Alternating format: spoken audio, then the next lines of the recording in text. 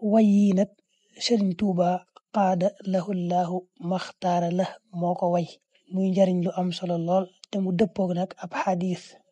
way yi moo nekk noonu tàmbale wasalli rakaatayni bayna zuhri wa asri yawmiha bi ummi dikri wa ayatil kursiyi marratan faqat wa suratil falaqi hak bila galat ba ca summa tara daaraka fil jannati aw laka tara nazamtuhu fi ma rawaw.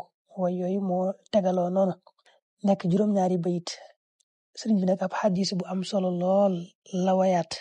xadis ba mooy mujahid moo nettali jële ci ibnu abbas jële ci yonente bi sallallahu alayhi wa sallam wax ne bisub aljumha ku julli ci diggante tisbaar ak takkusaan ñaari rakka bu njëkk bi nga jàng fatiha ak ayatul kursi yi benn yoon, jàng qul a'udhu bi rabbil falaq ñaar fukki yoon ak juróom.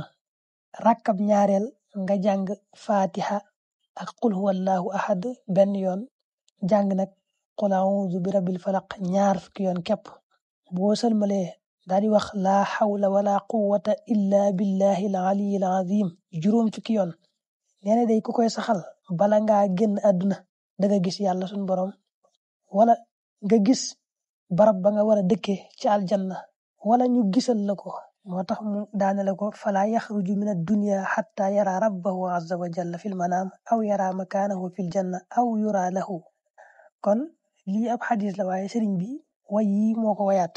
ku ko soxla mën na koo fekk ci safinatul amaan lil xaa'ifiina lujajan niiraan. foofu la ko sëriñ bi indi.